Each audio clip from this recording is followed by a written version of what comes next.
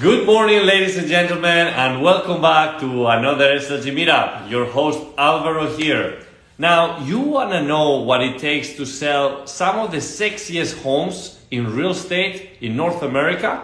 Well, we're going to have Jason Binab. He's the managing partner at the agency in Victoria, in Canada, which is a company that specializes in luxury real estate and lifestyle.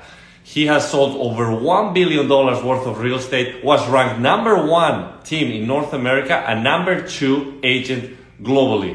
He's a beast when it comes to real estate and also when it comes to combining the luxury elements such as cars, yachts, etc. So it's going to be a really exciting conversation on how to combine luxury brands and the lifestyle component to sell real estate. Hey, what's happening, Jason? How are you? I'm good. You? Good. Good seeing you. Nice to see you. Nice to see you. I did this right. This is actually the first time I've done this. I've done live myself, but not joined part of another group. Thank you. I can hear you. So where are you going right now? I'm just going to get an inspection. I just sold a house and I've got to do a deficiency walkthroughs, new construction. Well, thank you, Jason, for joining us today. This is very exciting. My pleasure. Thank you for having me. Of course. And you're in Victoria, and how are things over there? Yeah, obviously we've done some of the clubhouse chats, and I've been lots of those with luxury listings and with you and other groups. It seems to be the same sentiment here that it is kind of globally. It's super low inventory right now and high demand from COVID. COVID's just changed real estate and everybody just kind of looks at real estate differently now than they used to. So they're making moves. And the West Coast, where I live in Victoria, had the lowest number of COVID cases in Canada. So it's been a safe haven for people that are afraid of COVID or wanted to kind of escape that, right? And it's constantly ranked the most beautiful place in Canada, and it's got the best weather in Canada. So we're kind of like the San Diego of Canada for weather. That's true. No, yeah. it is true. And by the way, I'm very fascinated the way that you showcase the lifestyle that you have over there, because it's not just the property itself, it's the lifestyle. And you said it right there, amazing weather and amazing conditions, which makes the real estate even more desirable. Absolutely. Yeah, we saw quite a few Americans started migrating up here. It's a great lifestyle. We've got cycling, running, stand-up paddleboarding, mountain biking. We got some of the best mountain biking trails in North America. We get a ski hill 2.5 hours. We're about 5 hours from Whistler too, which is a worldwide destination too, and 2-hour ferry ride to Vancouver. So that's awesome.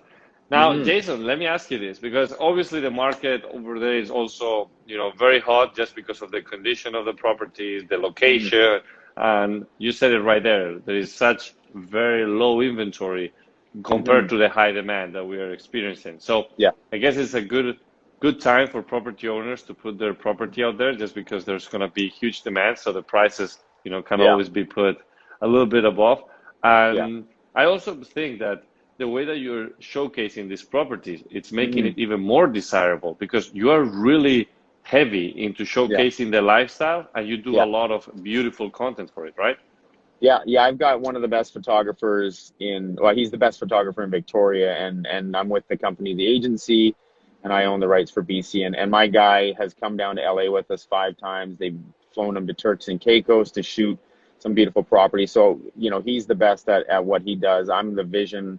I tell him what I want. I want to capture stand-up paddleboarding or wake surfing or mountain biking or cars or a couple and all that kind of stuff. And together, his wife kind of directs it, come up with a storyboard and treat it kind of like a short story, right? And that's been successful in marketing these properties.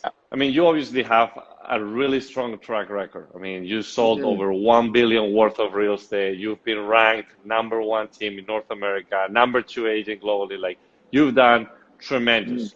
What have been some of the, I will say, the turning points? I started 16 years ago in this business, and I started on a team for about 6 months, and then realized that's not for me, being on a team. I'm a leader. I like to run the show. So about 9 years ago, I started working with a business coach, and that's when everything shifted for me. At that point in my career, I was probably top 50 realtors in Victoria out of 1,400. which was good, but I was plateauing. I was stuck. And when I met this coach, he said to me, you're an autopilot. And I said, what do you mean autopilot? He says, well, you are hitting the same income every year and you don't go up, you don't go down. So you're an autopilot, that you've got something, a block inside of you that's holding you back. So what we ended up doing is working on negative belief systems. So since we're kids, you know, people call you too skinny, too fat, too tall, too slow, too stupid, too whatever, right? And these things are stored in your subconscious somewhere. So working with this coach, what we decided was we need to figure out what the limiting belief system was that was holding me back from a subconscious belief system from childhood. And what we ended up finding out was that because my dad half Iranian, so for those of you guys that understand what an Iranian father is like, or Eastern, you know, Middle Eastern parent, a father, and I'm the oldest son, is there's an expectation. And so he used to say to me, son, without a degree, you're a loser. Without that piece of paper, you're a loser. You'll never make it anywhere in life. You'll just be an employee.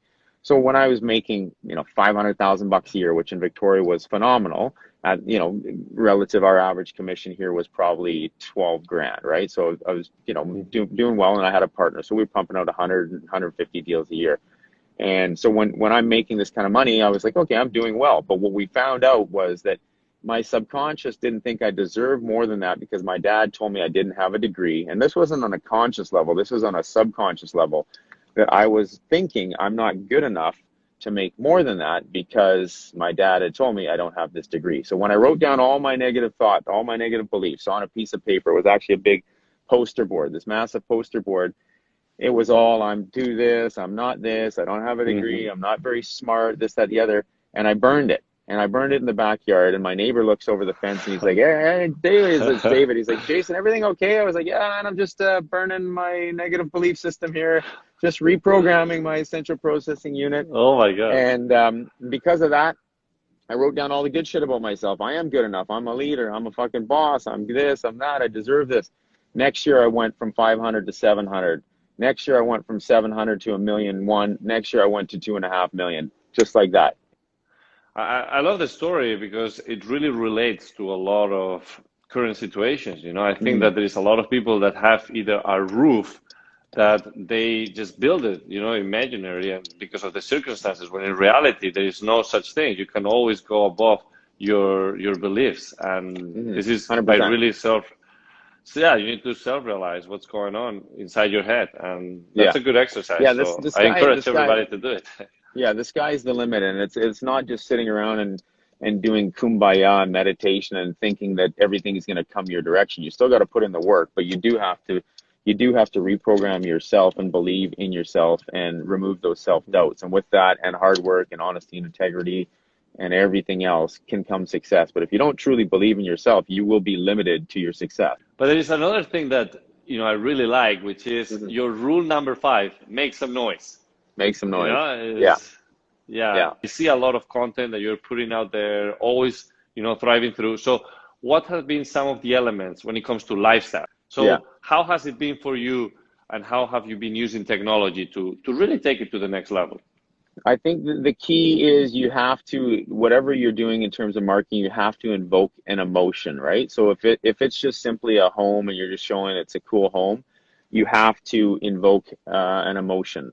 Okay, so, and you do that through marketing. So whether if it's a home and it's on a lake and you just show, you got to hire the drone, you got to get stand-up paddleboarding, you got to get boats, you got to figure out who your target buyer is in advance. It's not just simply, hey, I'm going to list this, this is the price. It's like, okay, I'm going to list it, this is the price, this is what's negative about the property, how do I turn that into a positive, this is who the buyer are, where they're from, how do I reach them? And once you understand who the buyer is and what they're going to be inspired about the property, then you can, through marketing, invoke an emotion, right? And once you create an emotion, you're allowing an opportunity for a connection, right? So somebody sees a video, it invokes, wow, hey honey, look at this place looks amazing, wow, this is really cool.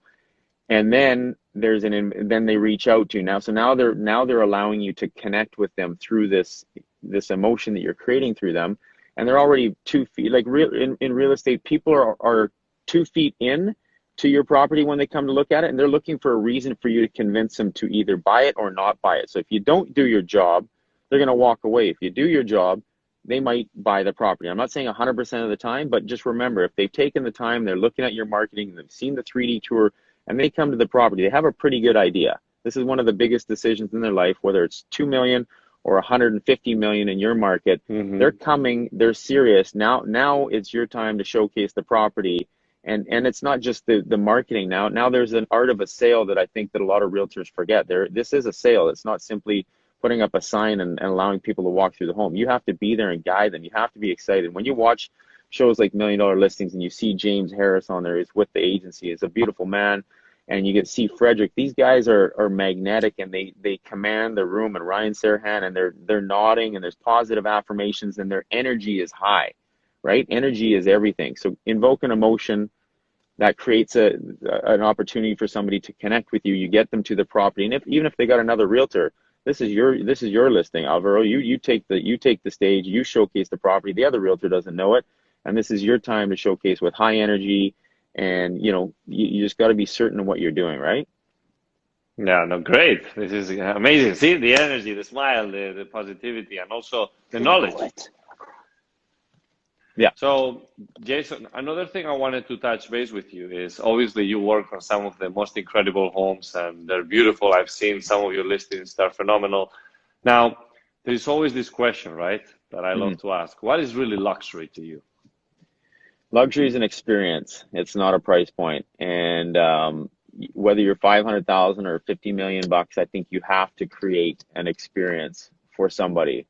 And if it's a $500,000 condo, then knock it out of the park. It doesn't matter. And if there's a showing, think outside the box. And if it's somebody likes the property, invite them back for a bottle of wine with their wife, or if they're not sold on the location and they're concerned about the view, think outside the box. Hey, you know what? 3 o'clock's not a great time because the condo's overlooking the busy bridge, but 6 o'clock's a great time because you can catch the sunset. How about you and your wife come back this evening for a bottle of wine and create that experience, right? And that's what luxury is. And it's, for me, the belief system that whether you are 500 grand or 50 million, which we don't have $50 million homes here, but everybody deserves the same marketing, right? And I think that's important. That's great, Jason. Now, I would like to wrap this up with some final takeaways that you can give to those that are, as you said, feeling a little bit plateau and they want to really take their business to the next level. Biggest takeaway for me would be you need to believe in yourself, reprogram yourself, remove those self-doubts, and you got to work on yourself. And the sky's the limit. Don't let anybody tell you can't do it. I know this sounds cliche and tacky. But you know what, really, my dad told me, son, you don't have a degree, you're not going to make it. Well, I make it every year. I crush it. My dad told me you got to learn to walk before you run. Guess what? I'm fucking running. I broke those chains off. My dad used to say, you got to walk before you run, son, walk before you run. So I started selling $300,000 places, 400, 500, 600. And finally I was like, you know what? Fuck it. I don't need to believe this preconceived notion that you have to walk before you run, that you can't do this without that. It's all fucking bullshit. Rip those shackles off. And I was like, fuck it, I'm running now. I'm getting what I want. What I want is the luxury market. I want to be the top guy in Victoria.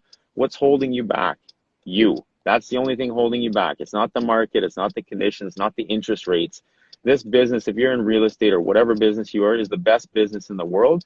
Because guess what? If I'm starving, I can door knock 5,000 homes. And when I door knock 5,000 homes, I can guarantee you I'm getting 50 to 100 sales out of that, and I'll be making $1 million to $2 million off of that. I don't go door knock 5,000 homes, but if I was starving and it's life or death, I know I can feed myself $1 million to $2 million in commission by knocking on 5,000 doors. It'll take a long time. It'll take saying, hey, bye to your wife, your partner, whoever. I'll be gone. I'll be making money right now because we're starving. But this business is beautiful, and it's not just real estate. Every business, there's an opportunity out there. It's whether you're willing to put in the hustle.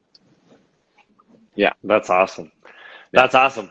Everybody, let's go door knocking. Let's go door knocking. I really like what you said, and it's amazing takeaways. I feel like a lot of people feel stuck, and hearing what you had to say is like that inspiration and action plan that they can apply. So I do appreciate you sharing your knowledge and experience with us. I mean, I definitely look forward to seeing you here in Miami, or I need to also make it over there. Yeah, as soon as travel's open, we're coming. Don't kid yourself. We'll be there. Sounds good, Jason. So be my guest. I look forward to seeing you soon. Thanks again. Thank you very much for I'll having see me. I you soon. appreciate it. Thank you, everybody out there. Reach out to me. I'm on App and Ab group if you guys have questions. All right. Okay. Take care. Bye bye. Bye. Thank you.